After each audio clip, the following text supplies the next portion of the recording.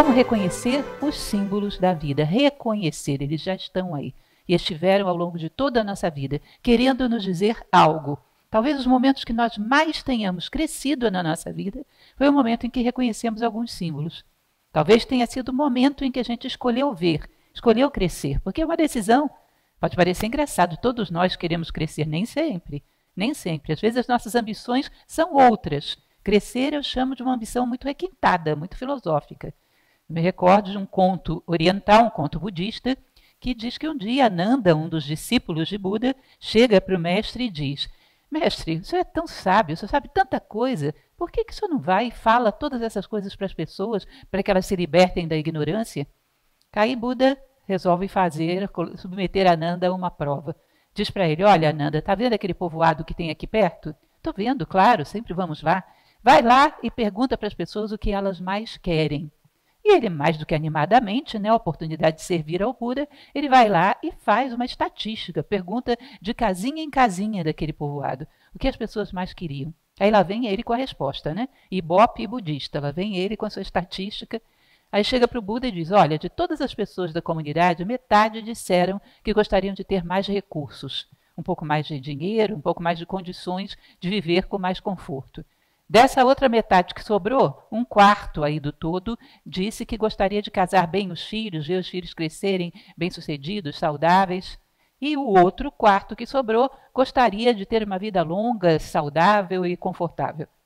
Aí o Buda falou: Só isso? É, só isso. E quantos disseram que queriam a sabedoria?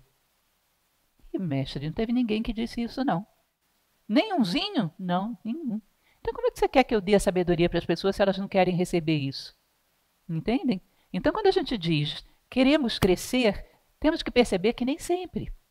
Quando nós queremos crescer, a vida começa a se movimentar para nos ajudar. Ela percebe e dá resposta, nos trazendo as ferramentas necessárias. É uma das coisas que a gente vai conversar hoje sobre isso, é saber colocar perguntas para a vida e saber ficar atento às respostas que ela traz. Quando nós queremos crescer, toda a vida se movimenta para nos trazer as ferramentas necessárias, porque a vida trama a nosso favor. E essa é a ideia do simbolismo.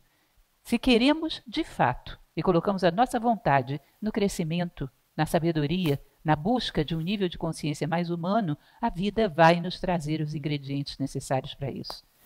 Quando queremos outras coisas, ela também se movimenta para trazer a oportunidade de ter outras coisas ou de perdê-las para que a gente aprenda alguma coisa. Ela vai atender os seus anseios mais profundos.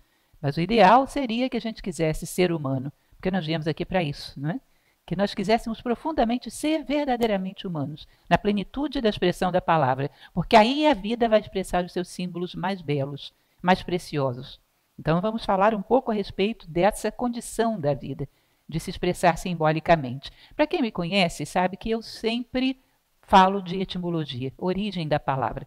Eu acho útil porque a gente não sabe de onde as palavras vêm, as palavras se esvaziam. Costumo dizer que as mais utilizadas são as que mais esvaziam. E é mesmo, se você fizer uma lista de bondade, amor, beleza, você vai perguntar para as pessoas o que é isso, vai ver um monte de respostas contraditórias entre si, todas bastante superficiais, salvo raríssimas exceções. Hoje chegou ao ponto de dizer eu te amo se tornar uma coisa meio de mau gosto, um pouco lugar comum, porque não significa mais nada. Ninguém sabe o que é esse amor que se está declarando. Então é muito importante a gente saber o que está expressando com as palavras. Então vamos falar um pouco sobre simbolismo. O que significa isso? Símbolo, o que significa? Isso vem então do verbo balos, que é lançar, lançar ideias, e de sim. Sim é a mesma coisa de sintonia, de sincronia, é um prefixo que significa juntos. Ou seja, lançar-se juntos. O que é isso? O que é lançar-se juntos? De que ele está falando? Imaginem vocês, Platão falava muito sobre isso, a existência de um plano das ideias, que é onde nasce a matriz de tudo que vai existir aqui embaixo. As coisas seriam primeiro pensadas numa mente divina, que ele chamava de plano das ideias, e depois nasceriam aqui. Imaginem vocês que primeiro existiu a ideia homem, para depois existir o ser humano propriamente dito. E ainda que o homem concretamente nunca tivesse existido, a ideia homem poderia já existir no plano das ideias, esperando uma oportunidade para se manifestar. Então a criação nada mais seria do que pegar uma ideia lá do plano das ideias e trazer aqui para baixo, arremessar lá de cima aqui para baixo, mas permanecendo o mesmo significado, em cima e embaixo. respondendo a uma mesma ideia. Lá em cima, a origem, aqui embaixo, a concretização, girando em torno de uma mesma ideia, servindo a um mesmo ideal. Ou seja, foi lançado, mas permaneceu unido. Entenderam? Então, se você tem a paz lá em cima e tem uma pomba branca aqui embaixo, a pomba branca foi lançada no mundo para ser um símbolo, porém, ela permanece unida àquele conceito que está lá em cima. Ou seja, a paz se expressa através dela, como um bom símbolo, como um bom representante dessa ideia. Às vezes, quando vemos uma pomba branca voando, pensamos, paz. Independente, fomos, claro que condicionados culturalmente para isso, né? Independente da circunstância, a gente olha para aquilo e percebe a ideia que está por trás. Quando o símbolo é um bom símbolo, ele é um emissor muito eficaz da mensagem que ele traz. Tá? Então, o símbolo é isso. É algo que aqui embaixo representa bem ou mal uma ideia, porque os símbolos também se distorcem. Os símbolos também vão sendo mexidos ao longo da história e às vezes perdem a sua eficiência. Em alguns momentos não significam mais quase nada. A gente vê muito hoje arte pop, camisetas que colocam estátuas de Michelangelo, que colocam quadros renascentistas coloridos, de várias cores, às vezes com bolinhas, com não sei o quê. É lógico que toda essa popularização, porque em geral essas obras eram muito simbólicas, essa popularização retira muitos elementos do simbolismo. E fica uma coisa bonitinha, engraçadinha, colorida, mas como símbolo já se perdeu. Então o símbolo tem momentos que ele vai se deteriorando e morre, e deixa de transmitir uma mensagem. Tá? Mas a princípio seria isso, algo que está aqui embaixo, mas que representa muito bem uma ideia que está lá em cima. Está unido a ela de alguma maneira. Então vamos continuar pensando nesse algo, né, que foi lançado do plano das ideias para o plano concreto. A vida é simbólica? Será que é? Essa é a questão fundamental do que nós vamos discutir hoje. Só tem chance da vida ser simbólica se a vida tiver um propósito. Porque o símbolo é um símbolo que aponta para te levar a alguma ideia. Para isso é preciso que você queira chegar lá. Se a vida tem um ponto de chegada, ela quer levar todo mundo para a plenitude da condição humana, aí é possível que ela crie símbolos, porque o símbolo é uma setinha que está apontando para o mundo de onde ele veio. E as setinhas te apontando para algum lugar só servem se você quer ir para lá. Se você está consciente e quer fazer esse deslocamento. Então aí tem uma coisa que é fundamental. Você acreditar que o mundo é cosmos e não caos, que as coisas não acontecem à toa, que todas elas têm um significado e que a vida quer te levar a um lugar, que é a plenitude da condição humana, valores, virtudes e sabedoria. Quando você aprende a falar a língua da vida, tudo que ela manifesta como símbolo aponta para esse objetivo. Ou seja, a vida é inteligente, não é caótica e é direcionada, tem um propósito, ela sabe onde ela quer te levar. E os verdadeiros símbolos te ajudam a ir nessa direção. Entenderam bem isso? Então, premissa. Quem acredita que o mundo é caos não vai querer saber de símbolo. Isso não tem nenhum significado, não tem nenhuma possibilidade. Símbolo vai apontar para onde se ninguém quer chegar a lugar nenhum? Então, eu uso sempre esse exemplo. Se você quer construir uma casa, primeiro você contrata um arquiteto que vai lá e faz a planta da casa. Aí depois vem o engenheiro, vem o mestre de obras, começa a construir olhando para a planta, sabendo onde ele quer chegar. E por isso é que ele tem chance de construir realmente a sua casa do jeito que você quer. Se ele não tivesse uma planta, não soubesse o que estava construindo, não ia fazer nada. Ia espalhar material de construção para todo lado e não faria nada. Nós também não temos um objetivo, uma planta do que queremos construir em nós, não fazemos nada. Espalhamos energia, vida para tudo quanto é canto de uma maneira totalmente dispersa e não fazemos nada. E a vida, então, ela tem um objetivo e é inteligente. Essas são duas premissas fundamentais para que a gente possa entrar no assunto do símbolo. Porque aí, lógico, se eu quero chegar a algum lugar, os símbolos são placas de sinalização que apontam para lá. Tá? Quando eu quero chegar ao ideal humano, eu entendo de mentalidade simbólica e eu vejo que todos os símbolos apontam para esse ideal humano. Que é até uma maneira da gente distinguir o que é verdadeiramente símbolo do que é fantasia da nossa parte, que pode muito bem acontecer. Vamos falar sobre isso mais adiante. Aí um fio tênue, né, onde temos que ter muita lucidez para saber se não estamos fantasiando, inventando símbolos. E o que realmente são símbolos que a gente percebeu da natureza. Né? Teoria da responsabilidade é um nome que eu costumo atribuir a uma ideia dos filósofos estoicos. O imperador Marco Aurélio, um grande filósofo estoico, acho que a maioria de vocês já deve ter ouvido falar do estoicismo, porque agora está na moda. É uma escola moral muito importante, muito significativa do passado. Como a gente está numa crise moral muito violenta, todo mundo vai atrás das escolas morais. Portanto, o estoicismo está em tudo quanto é canto, já tem livro até para Wall Street, porque os empresários resolveram ser estoicos. Então está muito na moda. Marco Aurélio era um filósofo estoico. Ele tem essa frase que eu chamo de teoria da responsabilidade, que ele diz o seguinte: nada acontece ao homem que não seja próprio do homem. Portanto, nada acontece à Lúcia, por exemplo, que não seja próprio da Lúcia. A cada um de vocês que não seja próprio de vocês. Ou seja, as coisas não vêm por engano, as coisas não erram o endereço. Elas vêm para nós exatamente porque a nossa necessidade de experiência para crescer chamou, invocou essas coisas para a nossa vida. É como se a gente tivesse vindo ao mundo com um cartão cifrado das experiências que eu tenho que passar para poder crescer. Eu vim aqui para parar a minha cólera, para parar a minha ansiedade, para me organizar melhor. Digamos que eu tenho esses defeitos e quero, nessa vida, chegar a polir essas arestas, me livrar desses defeitos.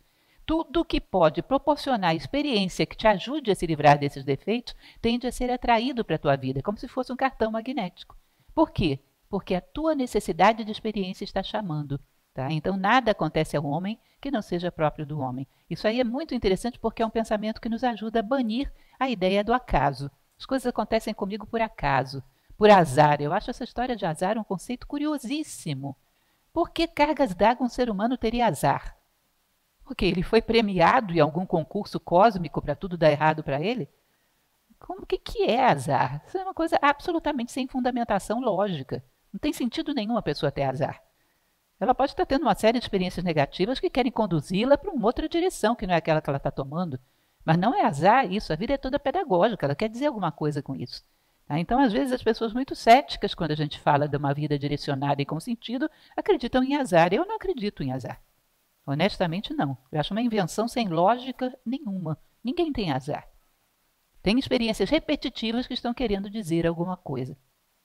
Então, a vida é toda simbólica. Aprender a ler. Isso é muito importante que a gente perceba. Nós vamos falar aqui de uma dimensão dos símbolos. Uma dimensão que tem muito a ver com uma teoria de Carl Gustav Jung, o grande psiquiatra. Na sua psicologia analítica, ele falava de sincronicidades. Vou falar bastante de sincronicidades. Mas a linguagem simbólica é muito mais do que sincronicidades. Imaginem que eu quero falar alguma coisa para um de vocês e vocês não querem me ouvir. E eu fico insistindo, é importante. Oh, olha para mim aqui, eu quero falar com você. E você não presta atenção, e você vira para tudo quanto é lado, e você fala com outra pessoa. E eu estou ali tentando falar com você, e uma hora eu perco a paciência, porque paciência pode ser muita, mas uma hora acaba. Eu perco a paciência e seguro você pelos ombros e te sacuda. Ouve o que eu estou querendo te dizer, bem sacudido. Isso é uma sincronicidade. A vida já está apelando com você. Então, quando acontece uma sincronicidade, opa, eu estava desligado. Porque ela já está partindo para as vias de fato com você. São fatos muito fortes e muito, digamos assim, explícitos. Ela realmente segurou nos teus ombros e está sacudindo. Significa que ela deu várias indicações antes e você não quis ver. Talvez desse até para você rememorar os fatos anteriores e ver que suavemente você já estava sendo conduzido para isso. Mas suavemente não foi suficiente. Precisou a vida apelar um pouquinho. Aí vem as sincronicidades. Mas a vida como um todo é simbólica. E essa vida simbólica se manifesta nos fatos simples de todos os dias. Existe uma tradição oriental que diz que a vida é inteiramente pedagógica. Se houvesse um momento que não tivesse nada a nos ensinar, já teria sido tirado da nossa vida, porque a vida não deixa vácuos, a natureza não deixa vácuos. Se houvesse um momento da tua vida que não tem nada para te ensinar, ele já teria sido tirado da sua vida. Então, se você chega na sua janela pelas manhãs, essa visão da janela pelas manhãs é muito romântica, né? Cada pequena cena, cada coisa que você vê, cada momento do seu dia que você para um pouco da mecanicidade e olha para o mundo à sua volta, cada momento está querendo te dizer alguma coisa. E quando conseguimos decodificar esses momentos, é uma maravilha, porque você percebe que aquilo era fundamental para você, era o que necessitava ouvir. Eu costumo contar muito também nas minhas palestras, talvez alguns conheçam esses exemplos, que eu uso alguns bem constantemente. O exemplo, por exemplo, da chuva. Estamos olhando pela janela e vem uma chuva forte. A chuva forte sacode as árvores violentamente. É um espetáculo bonito, não sei se vocês já viram. Meio violento, mas bonito, né? Uma árvore se sacudindo com o vento e com a chuva. É bonita a tempestade. Depois que a tempestade passa, aquele monte de folhas no chão é bonito também. Aí você olha e diz, puxa, a natureza sabe fazer coisas bonitas até quando está destruindo. Aí você desvia um pouco o olhar, vê um prédio de apartamentos recém-construído, já feio, mal acabado, já com infiltrações. Aí você olha e diz, nossa, o ser humano faz coisas feias até quando constrói. E a natureza faz coisas belas até quando destrói. Tem alguma coisa estranha por trás disso. Qual é o princípio da ação do homem que é tão diferente do da natureza? Que aí, se você para um pouco para refletir, você vai perceber que a natureza segue rigorosamente as leis da vida. Aquilo que no Oriente se chama de Dharma, o braço de Deus estendido sobre o cosmos, a lei que leva todos os seres à evolução. A natureza não desvia, ela cumpre rigorosamente com essa lei, enquanto o ser humano desvia. Tem o livre-arbítrio e pode desviar. E ao desviar, ele faz coisas que não levam ao bem universal, mas a desejos egoístas da parte dele. Ao invés de seguir o Dharma, ele segue o Karma. Ele busca o que naquele prédio? O mínimo custo com o máximo lucro. E às vezes uma coisa que está pronta há um ano já está feia, já está mal acabada, já está mostrando sinais de envelhecimento. Ou seja, quando você olha para essas duas coisas, você está olhando na natureza a fotografia do Dharma e do Karma. A natureza sempre bela, Dharma. As coisas que fazemos feias, Karma. Você, numa observação dessa, você aprende a ver o Dharma e o Karma na sua frente, simplesmente olhando para uma tempestade na janela. É um ensinamento? Nossa, quando a gente para observar, teve épocas na minha vida que eu me dizia o seguinte, todos os dias pelo menos um ensinamento. Foi uma época que me enlouqueceu, porque eu tinha que estar atento o tempo todo e decodificando, porque vem muita coisa, mas nem sempre a gente consegue. Mas muito frutífero, foi bastante interessante. Um dia desses, lá no quintal da minha casa, choveu e eu queria puxar a água toda para o ralo, porque o quintal, o cimento foi mal colocado, ele tem desníveis. Então a água tende a correr para os lugares mais baixos e faz uma pocinha suja ali com terra.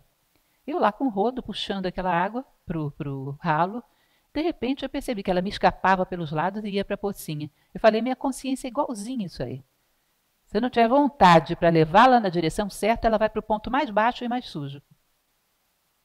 Se eu não estiver atento a isso, ela vai para o ponto mais baixo e mais sujo. Se não houver vontade, se não houver determinação, as coisas fluem para o mais confortável, ou seja, mais baixo e, em geral, mais sujo. Uma observação desse tipo por causa do rodo na poça do quintal. Tem uma mensagem aí? Tem. Tem mensagem em todos os lugares, para todos os cantos. Eu costumava pegar com os meus alunos em sala de aula objetos dentro de sala e me diga o que é o simbolismo disso. Aí uma vez peguei uma cadeira e a gente descobriu que a cadeira ela tem duas ideias nela. Uma que é a capacidade de dar descanso, que é as suas quatro pernas, elas são a capacidade de se equilibrar, são equilíbrio.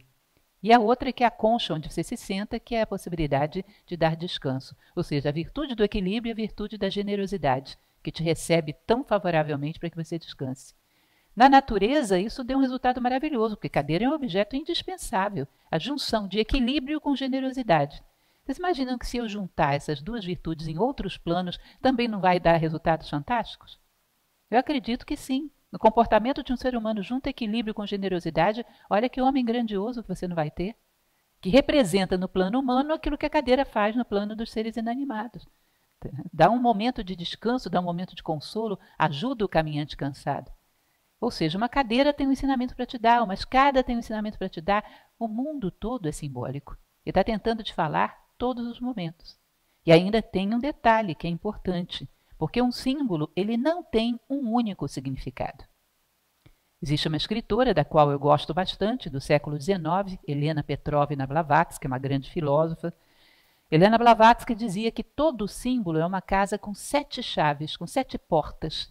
À medida que você vai se aprofundando em você mesmo, você vai pegando mais camadas do símbolo, camadas mais profundas. Um mesmo símbolo. Tá? Eu pego agora, decodifico esse símbolo segundo a minha consciência agora. Aí vou lá daqui a 5 anos. Se eu cresci nesse tempo de 5 anos, quando eu olhar para esse mesmo símbolo, eu vou ver coisas mais profundas. Pega um livro que seja muito interessante, que tenha te dado um grande aprendizado. Guarda aquele exemplar, para você não dizer que o livro era diferente. Guarda aquele exemplar. Daqui a 5 anos, um prazo de tempo que você acredita que cresceu, vai lá e lê novamente o mesmo livro, marcadinho por você, o mesmo livro. Você vai ver coisas que você diz, não, não é possível, não deve ser o mesmo livro. Isso não estava aqui quando eu li da primeira vez. E estava, você não estava preparado para ver. Já aconteceu isso com vocês? de refazer uma leitura e entender muito mais coisa, significa que a consciência deslocou e, portanto, o acesso a conteúdos mais profundos do símbolo. Segundo Helena Blavatsky, isso acontece 7 vezes, até você chegar ao coração dos símbolos. E os símbolos são todos escalonados. Eu vou me aprofundando, vou pegando camadas mais próximas do mundo das ideias. Mais próximas do mundo das ideias. Diz que um símbolo pode levar o homem até Deus. À medida que ele vai puxando ele para significados cada vez mais profundos.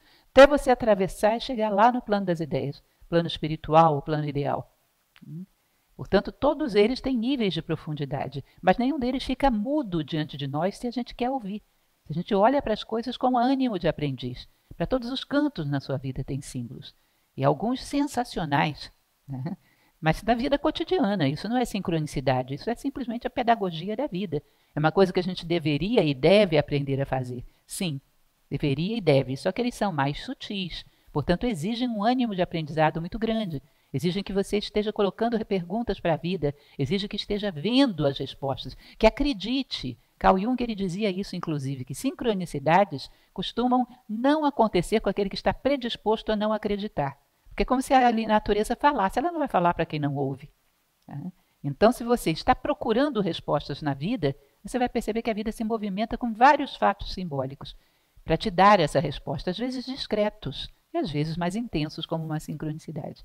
Mas o ideal seria que a gente aprendesse a dialogar com a vida como um todo, que não precisasse chegar ao sacolejado, né, da sincronicidade. Que nós pudéssemos estar atentos e aprender a falar essa língua da vida o tempo todo. Isso seria o ideal.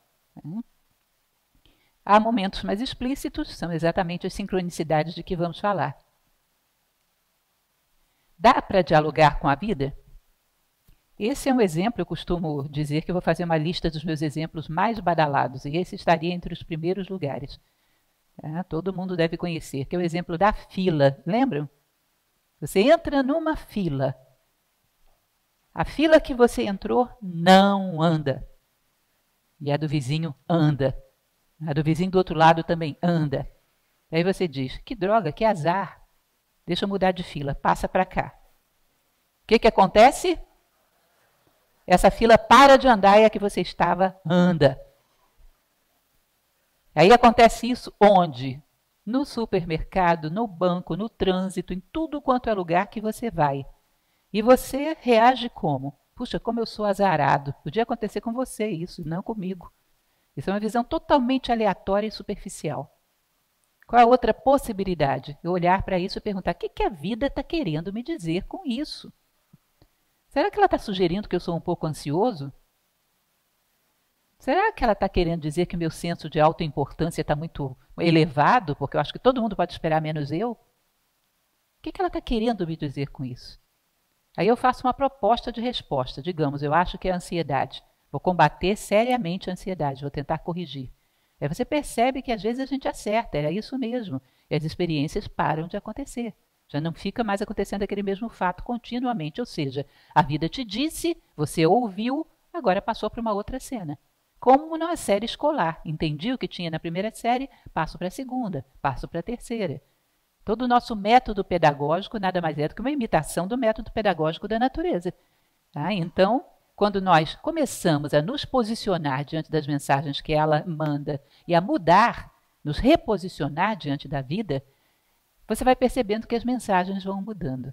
Isso, com o final, passando alguns anos, você vai ter uma curiosidade enorme, porque te dá a impressão de que tem um interlocutor nos bastidores da vida conversando com você. Ele manda uma bola, você pega, se reposiciona, ele manda outra. Você tem a impressão de que tem alguém nos bastidores da vida conversando com você. Da curiosidade de ver o rosto desse interlocutor oculto que está se comunicando com você. Você aprendeu a falar a língua da vida. A língua da vida é símbolo. E há que realmente nos preparar cada vez mais, acreditar, dar um voto de confiança para a vida, para a natureza, de que ela seja cosmos e não caos, de que não exista acaso, e começar a estabelecer esse diálogo, para você perceber como as coisas vão sincronicamente acontecendo. E como é inteligente o movimento da vida, como ela te traz exatamente aquilo que você necessitava. Fazer o nosso melhor e observar o que a vida nos traz. Essa é uma observação que eu fiz por um caso bastante concreto que já vivi no passado. e que eu gostaria de alertar vocês. Nós, como leitores de símbolos da vida, somos iniciantes. Todos nós. Já estamos aprendendo como é que faz isso. Então, é muito provável, como eu falava no início, que a nossa fantasia se aproveite da situação e comece a insinuar símbolo onde não tem, para nos levar a fazer aquilo que a gente quer. E por inexperiência, a gente confie demais e realmente tome essa direção. Eu tive muitos anos atrás um aluno, dessa experiência de que eu falava. Esse aluno era um jovem que tinha uma certa dificuldade de se colocar no mercado de trabalho. Vivia com os pais e tinha essa dificuldade. Um dia ele me disse, olha, eu recebi uma oferta de emprego. Eu falei, nossa, que maravilha. E ele, não, mas eu recusei. Recusou por quê? É porque eu fui para a janela para observar o que a vida me dizia. Aí veio um conjunto de borboletas amarelas. A borboleta é símbolo da liberdade, então eu entendi que não era para eu aceitar o emprego. Eu fiz aquele sorriso de paisagem que a gente tem que fazer. Mas dentro de mim havia uma única palavra: preguiçoso, cara de pau. Não é evidente isso? Parece uma brincadeira, mas isso de fato aconteceu. Então, muito cuidado, porque os símbolos, como eu já falei para vocês, eles apontam para o ideal humano. Se tem uma coisa que está apontando para uma debilidade que você quer, você está querendo ir para lá, ele não queria aceitar aquele emprego. A vida estava confortável demais. Então, se tem alguma coisa que está te apontando para essa zona de conforto e você desconfia que o nobre, o justo e o bom é aqui, opte pelo nobre, justo e bom. Porque provavelmente você não entendeu o símbolo. Provavelmente você criou uma fantasia. Então, na dúvida, sempre aquilo que é teu dever como ser humano, o mais elevado. Porque um verdadeiro símbolo tem que estar apontando para ir, para o mais nobre. Se não está, é porque não era. Não era verdadeiramente um símbolo. Símbolo apontando para a preguiça, que tipo de símbolo é esse? Símbolo apontando para a debilidade, não existe isso. Então, muito cuidado para que a gente possa ter seriedade no nosso trabalho de identificação dos símbolos da vida. Não caia em paradoxos das borboletas amarelas, que depois disso eu descobri que elas são muito perigosas. Continuando. Indícios de simbolismo, chave das sincronicidades. Vou voltar a falar com vocês sobre sincronicidades mais adiante, mas sincronicidades foi um dos últimos livros que Carl Jung escreveu na sua vida sobre sincronicidades. Foi uma pesquisa que ele fez durante muitos anos. Foi acompanhado de um físico, de um matemático, fez experiências de aleatoriedade, fez estatísticas, para concluir que aquilo realmente não era acaso. Fez inúmeras experiências pegando pessoas que tiveram uma sincronicidade e pesquisaram matematicamente qual a probabilidade daquilo ter acontecido por acaso. Probabilidade daquelas duas coisas tão parecidas acontecerem ao mesmo tempo. E davam um percentual mínimo, desprezível, ou seja, a possibilidade irrisória daquilo ter sido uma coincidência. Então fez uma série de testes. A ideia dele é que a sincronicidade é uma sequência de acontecimentos não causal. Um não causou o outro, mas um se relaciona com o outro pela sua mensagem, pelo seu conteúdo. Podem acontecer ao mesmo tempo, um reforçando o outro. Pode ter acontecido muito tempo no passado, mas a notícia disso chega para você agora. Pode você chegar a ver isso no momento futuro, mas o fato é que dois elementos, que pode até esse aqui ser antigo, esse aqui ser novo, mas esse chegou na sua consciência agora, reforçando esse elemento novo que está aqui. Ou seja, são coisas simultâneas, não causais, mas diretamente conectadas pela mensagem idêntica que tem. Falam da mesma coisa. E Carl Jung era muito sério e ele falava que um dos elementos fundamentais que ele gostaria de fazer, se vivesse mais, era pesquisar mais profundamente o mecanismo da sincronicidade. Porque mostra um nível de inteligência na vida que é inegável. É inegável e é algo que é estatisticamente passível de ser comprovado, que não pode ser coincidência. Muito pouco provável que seja coincidência. Alguns de vocês, eu acho que muitos, talvez todos, tenham exemplos de sincronicidades fora do comum na vida. Eu já vivi um exemplo de sincronicidade que foi uma coisa fenomenal. Não imaginava que uma coisa daquela pudesse acontecer naquele nível. E é difícil alguém me provar que uma coisa daquela foi acaso. Muito difícil. Então vamos falar um pouco a respeito de traços dessas sincronicidades que acontecem na nossa vida. Como reconhecer elementos que talvez estejam querendo te dizer alguma coisa. Traços de sincronicidades que estão querendo apontar para você um conteúdo, um significado. que às vezes somos tão alienados, tão superficiais, que mesmo uma sincronicidade muito intensa passa por nós e nós ignoramos. Passa por nós e nós damos um valor irrisório e não paramos para analisar. Então, ver alguns elementos em comum ao longo da nossa trajetória de sincronicidades pela vida fora, para ver se a gente aprende, depura um pouco a atenção e aprende a reconhecê-los. Indícios de simbolismo, chaves das sincronicidades, acontecimentos repetitivos. Sabe o menino que não passou na primeira série, e aí fez de novo, não passou de novo, ele está ali sempre aprendendo aquela mesma coisa, as letrinhas do alfabeto. Por que as letrinhas do alfabeto estão se repetindo na vida dele? Porque ele não aprende, ele não passa adiante. Acontecimentos repetitivos tendem a indicar, existe uma forte probabilidade para isso, tendem a indicar algo que você está se recusando a aprender. Portanto, é como se você fosse um garoto que foi reprovado na primeira série. Está sempre aprendendo aquelas letrinhas do alfabeto, aquelas vogais, aquelas consoantes. Por que as experiências são tão repetitivas? Porque você já era para ter aprendido, da primeira vez que elas vieram. Não aprendeu, elas estão correndo atrás de você, que é fundamental. Isso é a base para que depois você possa ler, escrever, fazer um monte de coisas mais complicadas. Para que você aprenda a ler a vida, você precisa primeiro entender isso aqui que ela está querendo te dizer. Portanto, aquilo te persegue. E quem olha de fora normalmente vê com mais facilidade do que a gente. Esse é um elemento que eu acho ingrato na trajetória humana. E a gente é tão alienado que às vezes quem pior se vê somos nós mesmos. Vocês reparam que, por exemplo, tem pessoas, não é tão incomum isso, que parece que elas têm uma placa na testa, procurando um tipo de pessoa.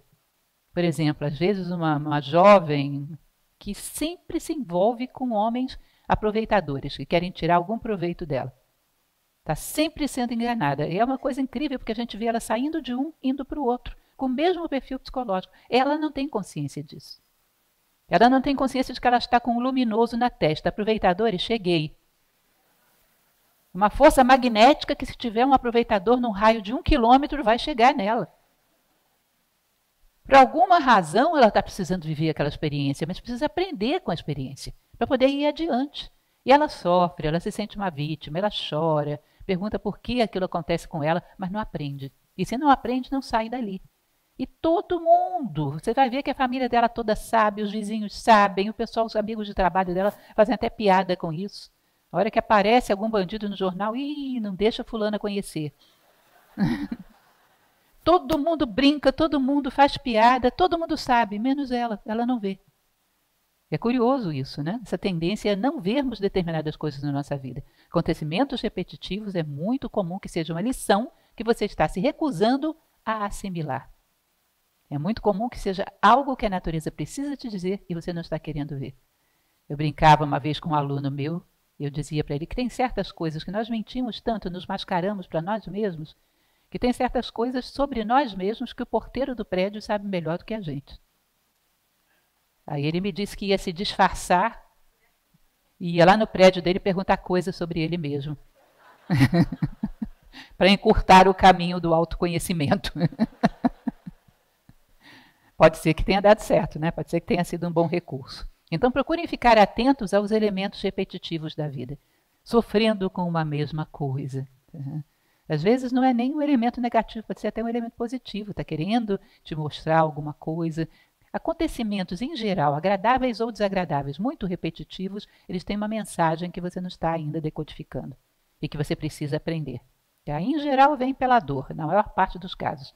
São acontecimentos meio pesados, meio desagradáveis, mas pode ser o contrário também. Né? Observe onde é que eu estou preso, quais são as experiências repetitivas que eu venho passando ao longo da história. Sempre que eu tenho uma prova é porque eu fui orgulhoso. Sempre que eu tenho uma prova e perco uma prova é porque eu sou uma pessoa colérica e não me contenho em momentos críticos. Olha ao longo da vida, as oportunidades que você perdeu, não foi só por uma coisa, não, um defeito. Dá uma olhada. Todas as portas que se fecharam para mim foi porque eu era teimoso. Todas as portas que se fecharam para mim foi porque eu era orgulhoso, porque eu era impaciente, não tinha paciência para conviver com as pessoas. Dá uma analisada nessas, digamos assim, constantes da vida. Dá uma analisada nesses elementos constantes da tua equação. Que pode ser que aí você já veja um bocado de coisa. Todos nós temos na nossa vida elementos repetitivos, que são altamente significativos. Portanto, acontecimentos repetitivos é uma primeira coisa para você se empenhar para estar observando mensagens da vida. É um primeiro componente de sincronicidade. Passando adiante. Pessoas que atraímos. Eu também vivi em relação a isso um outro fato. Olha, deixa eu falar para vocês, com 33 anos de aula, eu já vivi tudo que vocês possam imaginar de experiência com aluno. E tem algumas que foram preciosas para virar exemplo em palestra. Essa, por exemplo, foi. Um aluno chegou para mim um dia e me falou: professor, eu tenho um problema muito sério no meu trabalho.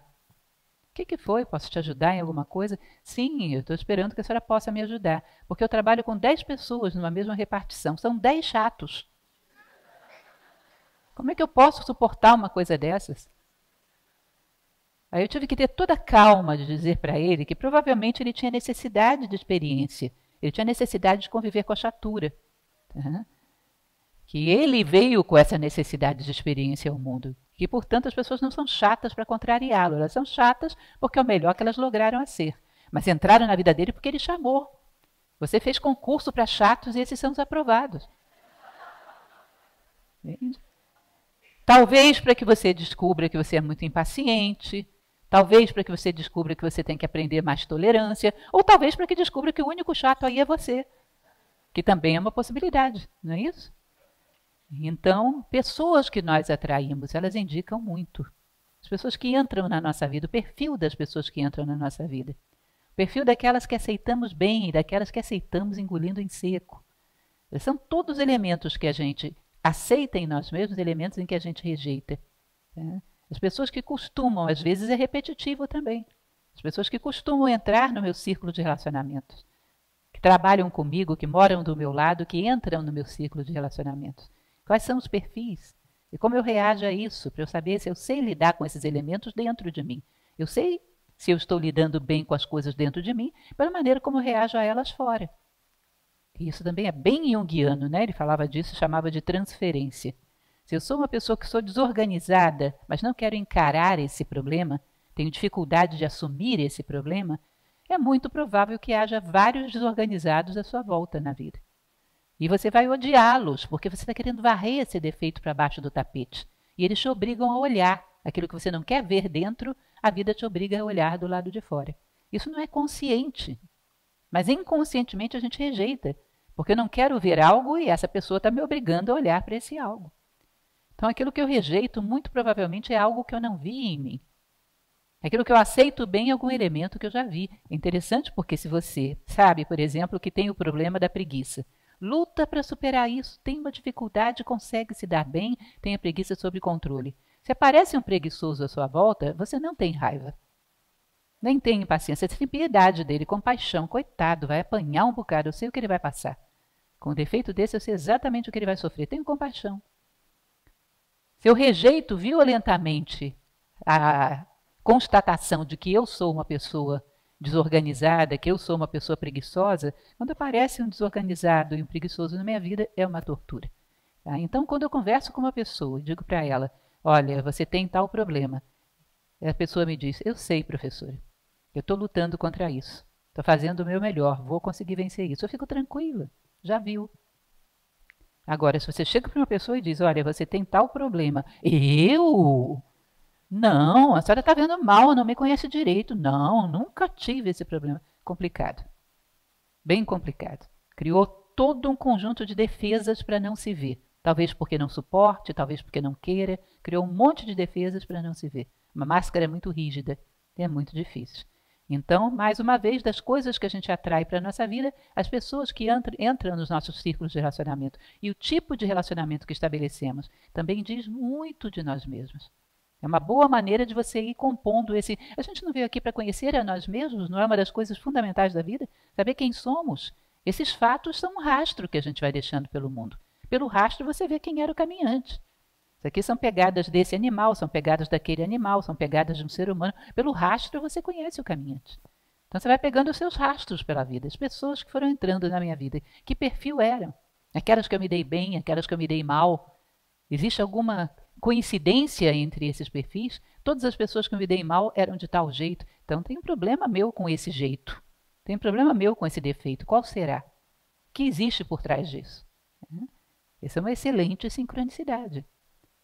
A coincidência de perfis psicológicos que aparecem na sua vida. Aprender a analisá-los. Tá? Bom indicativo para você conhecer melhor a si próprio. O que mais? Nossos defeitos e provas que surgem. Dá para nos conhecermos melhor analisando as nossas provas. Esse também é sensacional. Primeiríssima coisa é você constatar que os problemas que você vive são provas. Constatar isso já é uma grande coisa, gente. A gente não aceita. Acha que são coincidências, que é azar, que podia ter acontecido com outra pessoa, que eu sou azarado. É a pior coisa que tem, porque isso gera o sentimento de injustiça e, portanto, eu me sinto uma vítima. O universo trama contra mim. O universo é casual e calhou de eu ser sorteada. Que nem aquele de seleção aleatória no aeroporto para passar por exame, né? Da Polícia Federal. A Polícia Federal Cósmica me escolheu. Então, isso é péssimo. A vitimização é péssima. Você não cresce nada, você não aprende nada. Fica se lamentando e procurando culpados. E quando a gente se lamenta e procura culpados, o culpado é que tem que mudar. A gente não muda nada, não cresce.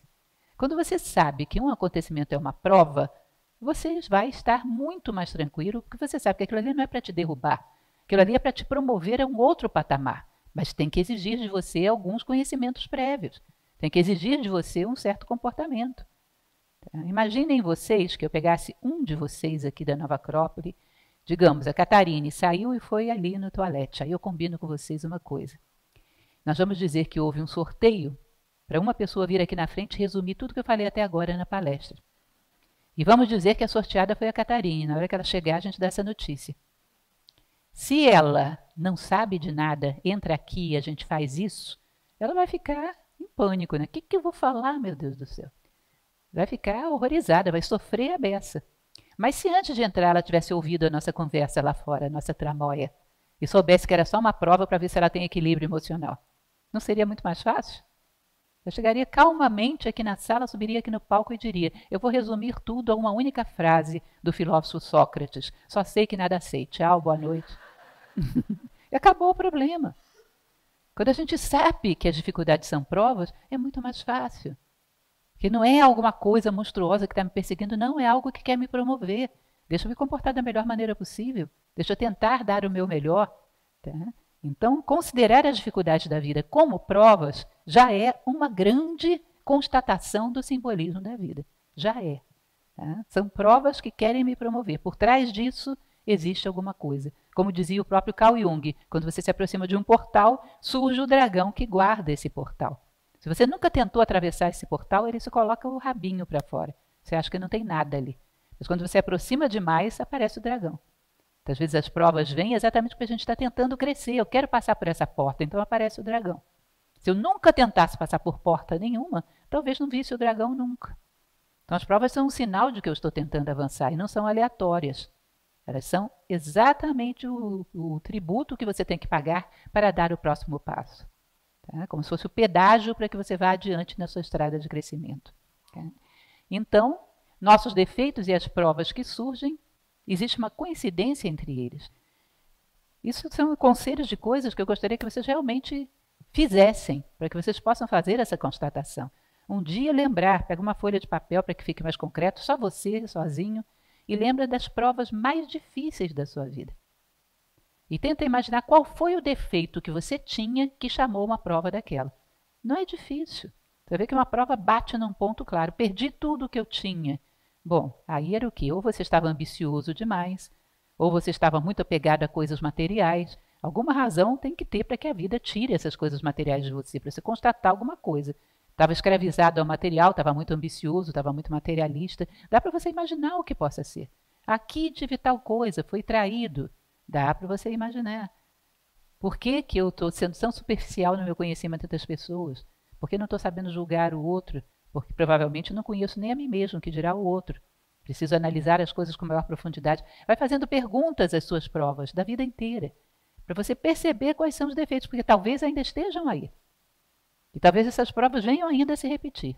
Se você pergunta para as suas provas quem é você, elas vão mostrar qual é o defeito que elas vieram para aplainar. Qual é a aresta que elas vieram para lixar. Portanto, é muito interessante utilizar as dificuldades, as provas, para conhecer a si próprio. E são uma sincronicidade que acontece exatamente para isso. Eu percebo conscientemente qual é a aresta que eu tenho que aparar. E vou polir essa aresta sem precisar levar tanta pancada da vida. É muito melhor, muito mais fácil. Tá? Então, uma boa chance, uma boa porta para entendermos esse simbolismo da vida. Lembrem bem, eu estou colocando para vocês alguns elementos muito superficiais. É claro que se a gente vai analisar mais profundamente, pode encontrar nesses símbolos coisas mais profundas, como já falei para vocês. Estou colocando só a porta de entrada, o nível mais superficial de interpretação, para que a gente comece e entre nesse mundo de interpretações. E cada vez que vamos amadurecendo mais, possamos entrar em camadas mais profundas, que nos elevem cada vez mais. Quanto mais a gente percebe simbolismos profundos na vida, significa que nossa consciência subiu um degrau. E isso é muito bom de constatar. Muito agradável de constatar, porque para isso viemos, estamos aqui para isso. O que mais temos aqui? Conhecimentos que aparecem para nós na hora certa, às vezes antes da necessidade de se mostrar. Nunca viveram isso? Pega um livro e abre aleatoriamente numa página, por nada, resolveu folhear o livro, pá, cai numa página que é exatamente a prova que você está passando, ou que você nem sabe ainda, mas vai passar na próxima esquina. Nunca aconteceu isso com vocês? Ou recebem, sei lá, uma mensagem de alguém que nem te conhece, manda serial pela internet. Você recebe aquilo exatamente na hora que está vivendo aquela prova. Eu me recordo que uma vez eu estava numa reunião, participando de uma reunião, e era um momento de decisões difíceis, era uma reunião um pouco tensa. Uma pessoa levantou lá de trás da reunião e me veio com um pedacinho de papel. Lúcia, você podia depois traduzir isso aqui para mim? Pessoa que nunca tinha me pedido nada.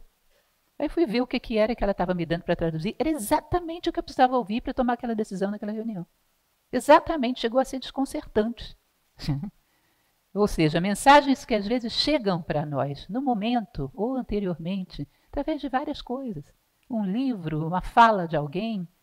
E assim, então é incrível, pode acontecer. Já aconteceu comigo também, eu tenho certeza que já aconteceu com vocês, basta vocês prestarem atenção. Acontecem umas coisas incríveis na nossa vida. Me recordo que uma vez eu estava também tendo que tomar uma decisão, estava na dúvida, a maior parte das nossas dores vem daí, né? Decisões que a gente está tentando ver melhor. E eu estava andando, caminhando, fazendo minha caminhada matinal. E aí pensando, será que é isso mesmo? Será que eu realmente tenho que tomar essa decisão? Será que isso é o melhor? E andando, várias pessoas andando pela manhã, vinha um senhorzinho lá fazendo o Cooper dele, e eu pensando, será que é isso que eu faço? Ele vinha fazendo seu Cooper, ele passou perto de mim, levantou a cabeça e falou, é isso aí mesmo. E foi embora.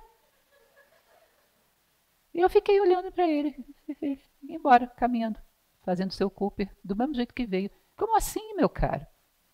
Como assim? Quem é você? Às vezes, a sincronicidade, quando acontece esse tipo de coisa, eu fico pensando, eu estou surda há muito tempo, a vida está me sacolejando.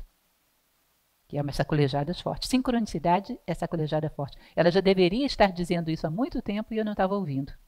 Os símbolos mais sutis da vida eu passei batida. Então ela chegou às vias de fato. Porque isso é chegar às vias de fato. Vamos e venhamos.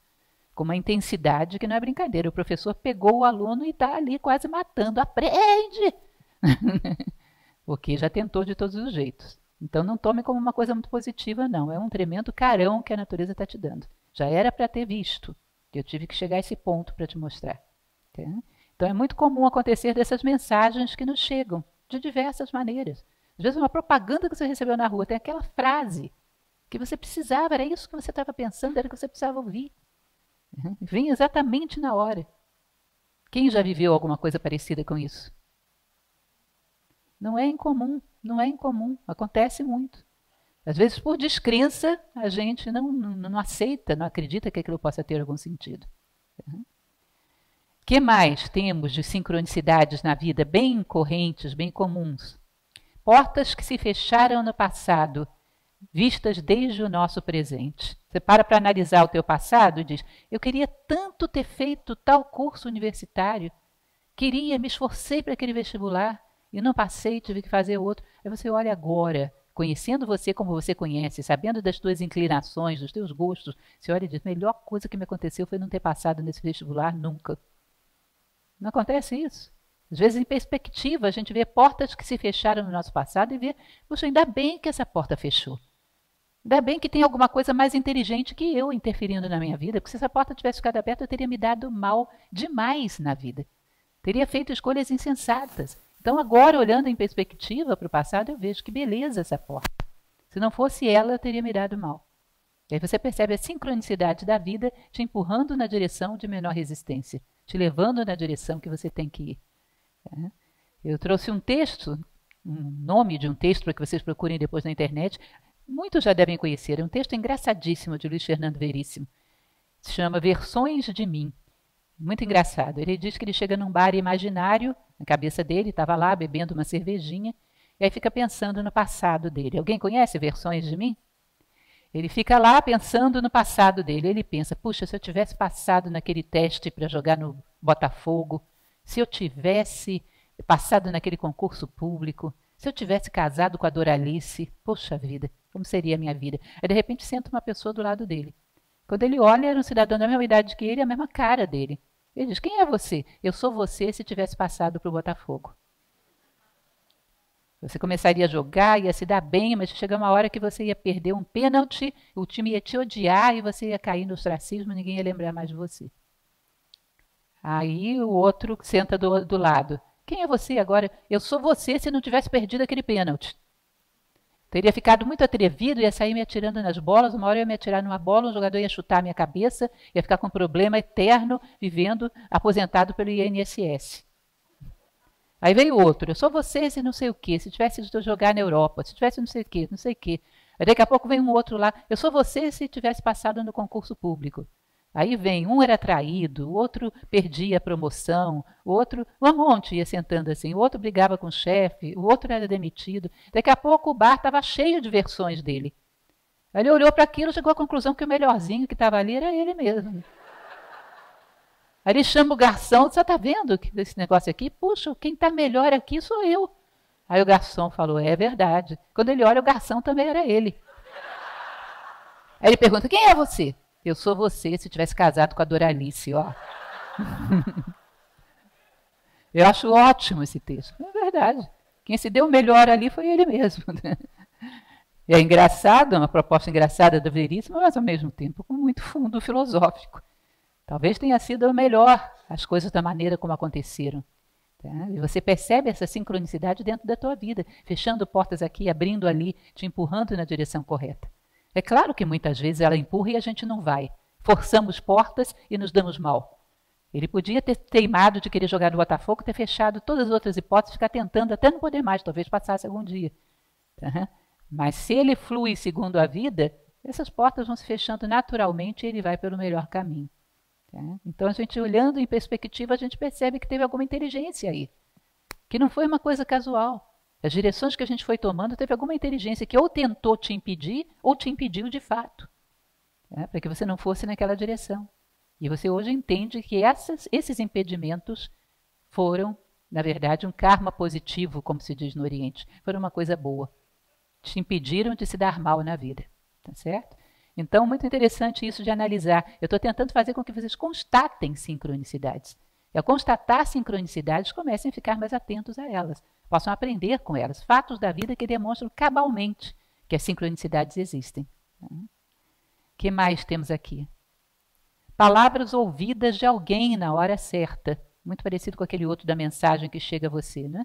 Palavras ouvidas de alguém, às vezes numa conversa. Você está no cafezinho, vem um colega de trabalho conversar com você, tomar um cafezinho também, e começa a falar de uma decisão que ele tomou na vida dele, na família dele, que tinha acontecido tal coisa, e ele resolveu fazer tal e tal coisa. E você está vivendo exatamente esse drama na sua família. E quem mandou esse cidadão vir aqui conversar comigo? Ninguém.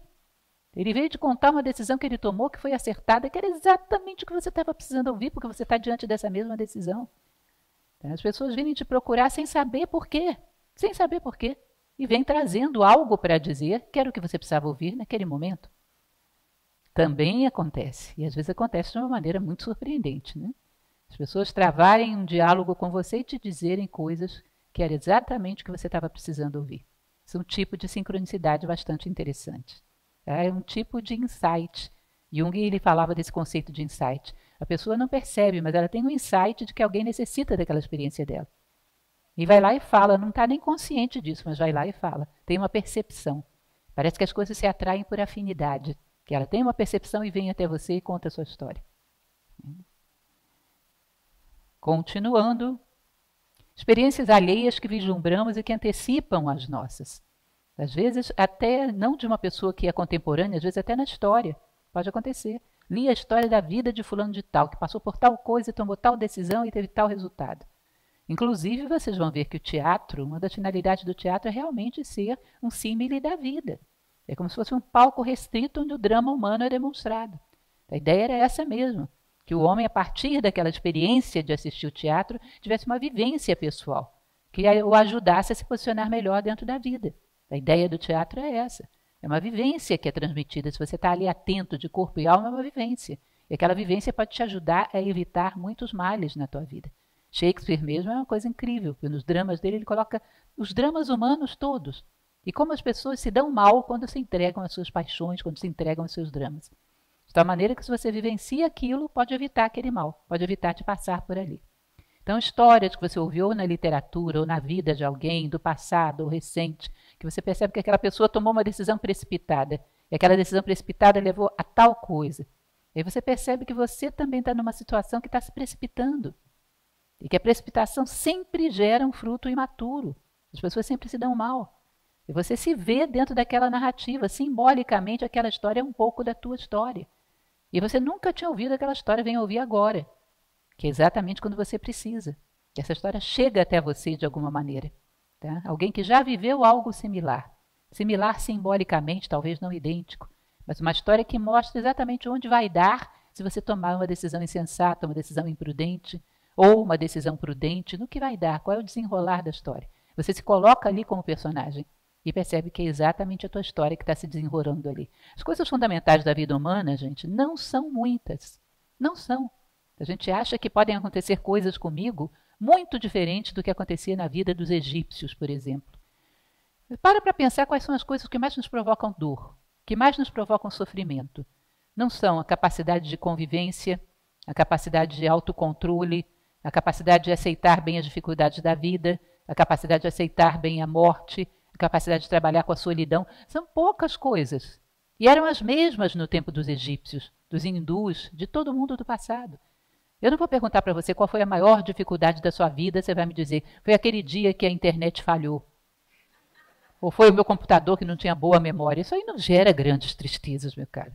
Pode gerar uma dorzinha de cabeça, mas não mais do que isso. As grandes tristezas são pelos mesmos motivos que os egípcios tinham. São as mesmas situações. Eles usaram ferramentas para enfrentar isso. Que talvez você tenha ferramentas muito parecidas próximas de você. Tá? Então, essas experiências alheias que nós vislumbramos antecipam as nossas. Porque, no fundo, nós estamos lidando com elementos que não são muitos e são repetitivos ao longo da história. De repente surge a tua história diante de você, encenada, protagonizada por algum personagem do passado. E você vê perfeitamente que é aquilo que você está vivendo. Fique atento. Como nós não acreditamos, como dizia Jung, somos céticos, às vezes essas coisas acontecem e você não ousa imaginar que aquilo veio para a tua mão porque é a tua história. E aí não pega o ensinamento por ceticismo. Por ceticismo não vemos que a natureza está colocando coisas na nossa mão que são a nossa própria história, são um espelho. Muitas vezes deixamos passar isso. Por muito intensas que sejam as sincronicidades, às vezes a gente não vê. Às vezes estamos tão alienados, tão mecanizados, que só aceitamos coisas muito concretas. Ficamos cegos para todo tipo de simbolismo, mesmo para as intensas sincronicidades da vida. Se tivéssemos essa capacidade de ler nas entrelinhas da vida, provavelmente não repetiríamos experiências desastrosas. Não teríamos que sofrer 2 vezes pela mesma coisa. Que certamente a primeira vez que erramos veio alguma mensagem simbólica dizendo o que você deveria fazer. Se estivéssemos lendo e recebendo essas mensagens simbólicas, não teríamos ido para a segunda vez. Mais uma vez, um antigo clássico tibetano, ele diz o seguinte, que a vida é inteiramente pedagógica. Se você não aceita mais aprender com a vida, é como se você tivesse atado uma bola de aço ao seu tornozelo. Não dá mais nenhum passo. Ele diz que se você não aceita aprender mais nada, terminou a vida. Porque se não tem capacidade de aprendizado, não tem sentido para a vida. Então, quando a gente não aceita aprender mais nada, a gente escolheu morrer. A vida só executa. Quando a gente fecha todas as portas, ficamos tão cabeça dura que não queremos aprender mais nada, tão cegos que não vemos mais nada, nós decidimos morrer. A vida simplesmente executa, porque não há sentido para a vida sem aprendizado. Não há por que estarmos aqui. Para quê? Se não queremos aprender mais nada. E o nosso sentido é exatamente evoluir através do aprendizado. Tá? Então são escolhas também inconscientes que fazemos. Quando fechamos as portas, nos insensibilizamos para as muitas mensagens que a vida manda. O que mais temos? Reconhecimento na hora em que mais duvidamos de nós mesmos. Aquele momento em que você está com a autoestima na sola do sapato, você sente o pior dos mortais. E vem uma pessoa e te diz aquela expressão maravilhosa: graças a você. Graças a você eu superei um problema sério, você não sabe como eu te sou grato. Graças a você eu consegui sair de uma crise violenta. Nossa, te agradeço demais. Esse graças a você é uma das coisas, é um bálsamo, uma das coisas mais bonitas para a gente ouvir na vida. Significa que a tua vida teve sentido, que você foi capaz de enxugar a lágrima de alguém, que você foi capaz de insuflar vida na vida de alguém. Existe o oposto, né? Que é o apesar de você. O apesar de você é duro de ouvir, mas existe. Aquela pessoa que sente que você roubou a energia dela ao invés de dar. O graças a você surge às vezes nos momentos que nós estamos mais em baixa. E surge exatamente para fazer com que a gente desperte para o nosso valor. Nós trouxemos vida, nós insuflamos vida na vida de alguém. Um reconhecimento que vem de um lado que você não estava esperando, inusitado. Vem para te dizer, você vale. Não seja cego, não se desvalorize, você vale e muito. Você é uma peça importante no esquema da vida. Naquela hora que você estava no fundo do poço, vem alguém que não sabia de nada e te dá um reconhecimento. Também é uma coisa bem factível de acontecer, já conheci várias pessoas que passaram. Tá? Exatamente para virar a ficha dessa sua negatividade mental que só te leva mais para baixo. Vem na hora, é fatal, pá, e te eleva de dentro do poço. Também uma sincronicidade comum de acontecer, prestem atenção. Aquilo que eu falava para vocês das sincronicidades, segundo Carl Jung. Ele vai falar que as sincronicidades são coincidências significativas, conexões transversais de sentido, não causal. Portanto, está ocorrendo uma coisa aqui, está ocorrendo uma coisa aqui. Uma não tem nada a ver com a outra, mas são simbolicamente parecidas.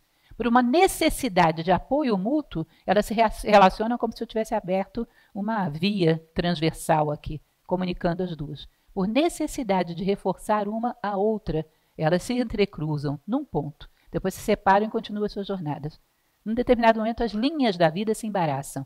Aí passa a sua mensagem, segue novamente o seu caminho. Carl Jung ele conta algumas histórias que aconteceram com pacientes dele. A mais clássica é a história do escaravelho. É muito interessante.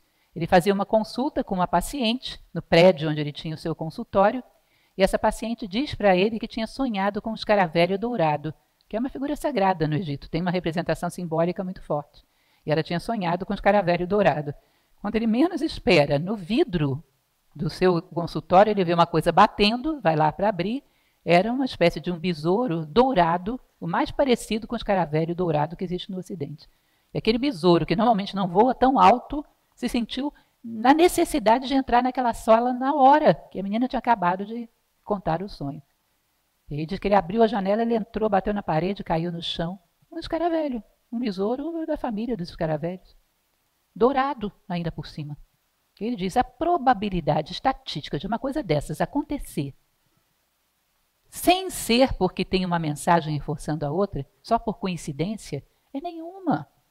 É um nível de sincronicidade fora do comum. É nenhuma. Então, várias situações desse tipo em consultório, ele falava, você tem certas coisas que comprovam, a vida é inteligente. Ela comunica fatos que são simbolicamente equivalentes para que um reforce o outro. Ela de vez em quando vai lá e dá uma embaralhada nas linhas da vida, para que uma coisa reforce a outra e depois seguem o seu sentido. É o que ele chamava, então, de coincidência significativa, conexão transversal de sentido, não causal. Uma não é causa da outra. São dois caminhos totalmente independentes, mas eles se tocam antes de continuar. Me recordo que uma vez aconteceu um fato curioso. Bom, primeiro aconteceu um fato muito ruim. Eu tive meu carro roubado e no porta-luva do carro havia meu celular. Levaram o celular com um carro, com tudo. E aí as pessoas do meu convívio resolveram me ajudar de alguma maneira, compraram um aparelho celular e me deram de presente. Só que eu não sabia que antes de eu ganhar esse aparelho, elas tinham pego a agenda do aparelho e tinham colocado o telefone das pessoas mais próximas de mim. Já estava tudo lá registrado na agenda, eu não sabia. Celular dentro da caixa, novinho. Aí um dia eu encontrei com uma pessoa e estava conversando a respeito da situação pessoal de uma pessoa do meu convívio, que era uma pessoa maravilhosa, mas estava passando por dificuldades, que ela tinha que entender quão boa ela era. Gente, eu estava com esse celular na bolsa, eu tinha acabado de ganhar. Tinha tirado da caixa e botei na minha bolsa. Sem querer, eu pressionei esse celular na bolsa. E o celular discou para o telefone dessa pessoa de quem eu estava falando. Ela não atendeu, gravou na secretária eletrônica o pedaço da conversa em que eu estava falando dela. Se alguém me dissesse um negócio desse, eu diria, conversa de pescador. Eu vivi isso. Gravou na secretária eletrônica o pedaço da conversa em que eu estava falando dela. E mandou para ela. Ainda bem que eu estava falando bem. Isso são sincronicidades muito agudas. As sincronicidades às vezes são muito agudas, às vezes são mais discretas, existem os acontecimentos normais da vida. Todos eles seria bom que a gente pudesse entender. Mas esses são casos extremos. E há casos extremos. E quando acontece, você diz, pera lá, vamos e venhamos. Probabilidade de uma coincidência dessa? Esse negócio não tem como, não tem como. Não consigo imaginar uma coisa dessa acontecendo por uma casualidade. Só quando você faz essa constatação, você se coloca diante de uma situação totalmente inédita. Então a vida não é casual. Então existe inteligência. Então eu posso trabalhar a favor da vida. Então ela trama para o meu crescimento. Sim, resposta positiva para todas as perguntas. E isso obriga você a mudar a sua postura diante da vida. Você não está no meio do caos. Você vive o cosmos. Você não é uma vítima. As tuas dificuldades, na verdade, estão querendo te resgatar de danos maiores. Estão te indicando o caminho. Ou seja, dão sentido. E uma das coisas que a gente mais precisa é sentido para a vida. E perceber essas coisas nos dá um sentido fortíssimo. Por isso Jung diz que gostaria muito de ter tido mais tempo de vida para investigar ainda mais as sincronicidades. Porque elas dão indícios de uma inteligência atuando através da vida. E interagindo com você, que também pode responder inteligentemente. Portanto, é uma constatação fantástica que muda a vida da gente. Se nós realmente acreditamos nela, ela é capaz de mudar a vida da gente. Colocar perguntas para a vida e observar as respostas com sobriedade.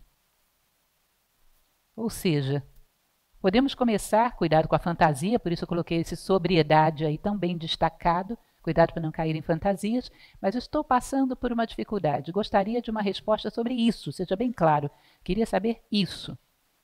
Coloque isso para a vida. Com bastante força, quero saber isso. E depois passe um tempo observando as sincronicidades, as mensagens que chegam para você. É uma experiência interessante. Às vezes pode chegar através de um sonho, às vezes pode chegar através de um acontecimento corriqueiro. A vida começa a se movimentar, é como se você tivesse colocado um motor para funcionar. Ele precisa de uma resposta. E começa a movimentar 1000 coisas para te trazer algo. Só com devido cuidado para que você não caia em fantasias, porque quando a gente quer muito fazer alguma coisa, a gente quer que o mundo indique para lá de qualquer maneira. Aí fica perigoso, começa a ter fantasias. Se eu não escolhi nada, eu quero ver o que a vida diz. Aí observa com bastante sobriedade as possíveis respostas. É muito interessante esse tipo de exercício. Te leva, às vezes, a constatações muito interessantes. Um dia, eu e as minhas histórias, você vai achar que eu sou a pessoa que mais tem sincronicidade no mundo. Não é, não. Conheço gente que tem muito mais sincronicidade que eu, mas alguns fatos interessantes que acontecem. Não havia Nova Acrópole em uma determinada cidade do Brasil, que era Belém do Pará. E eu estava na dúvida, vou para lá, não vou para lá. Uma mudança de vida, fui para lá, morei lá 2 anos. Uma mudança de vida brusca, você saiu, eu moro em Brasília, vai para Belém do Pará. E estava na dúvida, será que eu faço isso? Será que eu me atrevo? Vou, não vou, vou, não vou. Isso no trânsito, pensando nisso, daqui a pouco leva uma baita fechada de um caminhão. Uma fechada que me obrigou a frear e parar no meio da rua. Quando eu olho para o caminhão, tinha uma arara toda colorida, escrita assim, Nova Amazônia. Situações assim que às vezes são tão engraçadas, a gente fica olhando, gente, eu não estou sozinha. A vida é inteligente e está se movimentando à minha volta. O tempo todo. O tempo todo. É importante que a gente tenha essa consciência, porque isso nos leva a perceber que é a presença de Deus em todas as coisas. Ver a Deus em todas as coisas. E essa inteligência nada mais trabalha do que para a unidade. A unidade é Deus. Para levar todas as coisas ao seu destino. Para aqueles que acreditem, para quem não acredite, fale de natureza, fale do que quiser. Mas o fato é que existe um propósito em tudo isso. Isso não é casual. Não precisamos esperar, insisto, que as experiências fiquem tão explícitas assim. Deveríamos aprender a ler nas entrelinhas dos fatos simples da nossa vida, que são todos eles simbólicos. Agora, se chegar a receber uma sincronicidade, saiba, você anda surdo e a vida está gritando no teu ouvido. Esse é um momento em que ela realmente chegou às últimas possibilidades, está gritando no seu ouvido. O que mais temos aqui? Dar resposta aos símbolos. Isso é fundamental, para que a comunicação se estabeleça e você perceba se teve sentido ou não. É o exemplo da fila que eu falei. Eu sempre entro em filas que não andam. Eu vou trabalhar para diminuir a minha ansiedade. Vou começar a fazer exercícios práticos para não ser tão ansioso. Aí você faz isso, pratica, começa a ter pequenos ganhos. Você percebe que as filas começam a andar. Você nem percebe, não tem mais aquilo. Dá resposta. O símbolo parece que está dizendo isso. Tá bom, se ele está dizendo isso, eu vou responder a isso. Vou me reposicionar diante da vida. Se ele está querendo dizer que eu sou ansioso, vou deixar de ser tão ansioso. Vou começar a trabalhar com isso. Se ele está querendo dizer que eu devo ser menos preguiçoso, vou lutar contra a preguiça. Dê resposta a essas leituras que você faz. Porque você vai sentir que a vida vai se movimentando e trazendo outras coisas, não mais aquilo. Você aprendeu a lição. Está aprovado. Passou para o próximo nível na pedagogia da vida. Então observem. E quando vocês observarem alguma coisa, criem uma hipótese de resposta. Eu acho que a vida está me querendo me dizer isso. E deem vocês uma resposta diante disso. Então, eu vou tentar me posicionar assim. E você vai perceber como é que a vida vai andando, se ajustando, e daqui a pouco são outras coisas, e o diálogo continua. Muito importante que a gente interaja também com isso, dê as nossas respostas.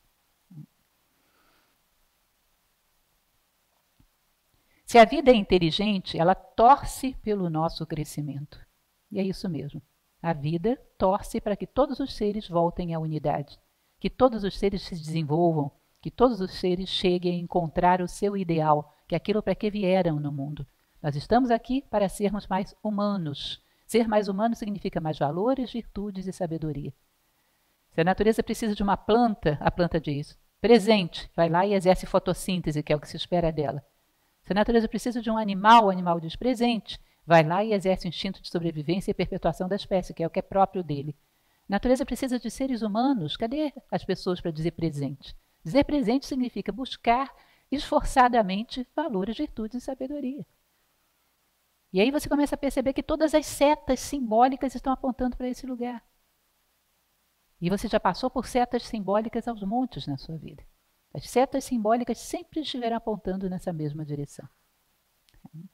Existe uma frase de um livro de um autor contemporâneo, que eu gosto bastante, um romancista histórico chamado Steven Pressfield. Ele tem um livro muito bonito, que originalmente em inglês se chama Guerra da Arte. No Brasil foi publicado com o nome Como Superar Seus Limites Internos. Vocês conhecem já? Eu fiz o prefácio desse livro, é um livro bastante interessante. E ele, num determinado momento, ele fala uma frase que eu achei bonita e trouxe para vocês, que tem tudo a ver com isso que a gente está falando. Olha. Os cabalistas acreditam que acima de cada lâmina de capim existe um anjo gritando, cresça, cresça. Eu vou mais além. Acredito que acima de toda a raça humana haja um super anjo gritando, evolua, evolua. Ou seja, como se houvesse um ser inteligente que ele personificou como um super anjo, né, torcendo pela nossa evolução. Da mesma maneira que temos obstáculos que nos freiam, temos forças que torcem pela nossa evolução. Isso Steven Pressfield na Guerra da Arte. E por fim, essa ideia. A vida trama ao nosso favor. Acredite nela e aprenda a falar a sua língua. Confie na vida e aprende a falar a língua que ela fala. Aprenda. E a língua que ela fala é símbolo. Quanto mais você se alfabetiza nessa língua, mais você se comunica com a vida e entende os propósitos dela para você. E fica nessa sensação de tanto conforto, de tanta segurança, que é saber que a gente não pisa sobre um terreno caótico, que as coisas têm uma razão de ser, as coisas têm um propósito, o que torna a vida muitíssimo melhor de se viver.